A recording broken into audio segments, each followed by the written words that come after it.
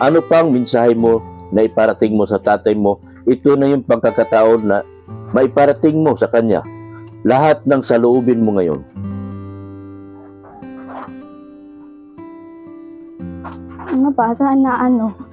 Sana kahit hindi na ako magkaayos ni mama, sana dalawan mo po kami. Tapos, gusto po namin ng kalingap ng isang papa.